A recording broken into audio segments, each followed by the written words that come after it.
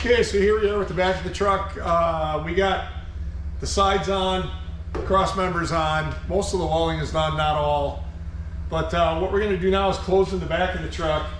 So we have to put the 1/4-inch plate on the ends of the side rails, underneath this cross member, and over on the other side rail over there. So it's basically like a 2 side pieces and then a bottom piece, which will come up 1.5 inches above here, and that's where the decking will sit in here. This has got a treated wood tongue and groove deck that's going on this dump bed, so it's a little different. I didn't want a metal metal bottom on this bed, putting treated tongue and groove like 2x6 or 2x8s in there, and then they'll get screwed down.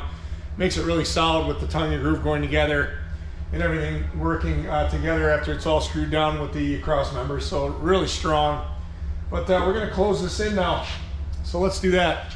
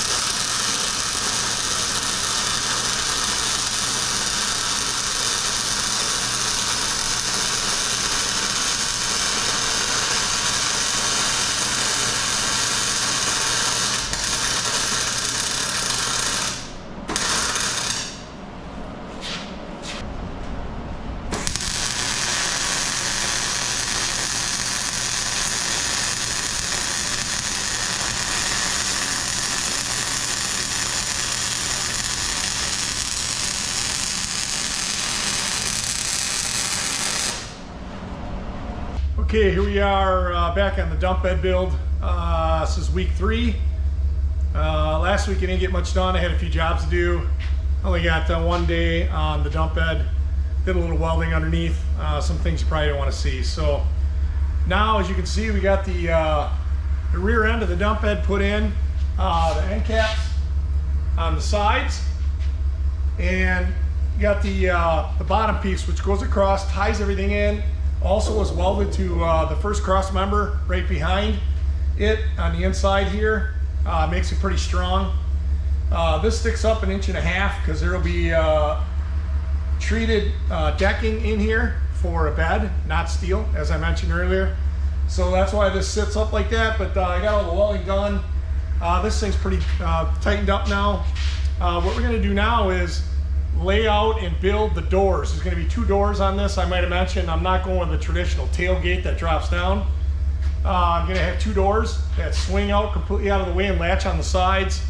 And that way when you dump, there's nothing in the way. It's a little bit better, in my opinion, than having you know, a traditional tailgate, which is down in the way, can get dented up, banged up, take a little too much weight sometimes. Sometimes I got big tree stems in here, like big logs, big tree sections. Slide those out of here. It's not good to go over the, not good for going over the tailgate. A lot better just have it out of the way. This particular bed will hang about 1.5 feet off of the frame rail from the hinge point, so it will stick out a little bit, and when we dump, it won't be dumping all over the drawbar and the hitch and all that stuff. So it's going to be set up pretty well. It's going to be back a little bit from that, so when you're dumping, everything will pretty much miss and go right on the ground, which is good. So now we got to build the 2 doors. Basically it's 10 gauge steel with some external frame tubing on the outside, and that stiffens it up quite a bit. And then of course we'll have a latch system in the middle, and we'll get to that in a little bit. But let's start cutting the material and framing up these doors.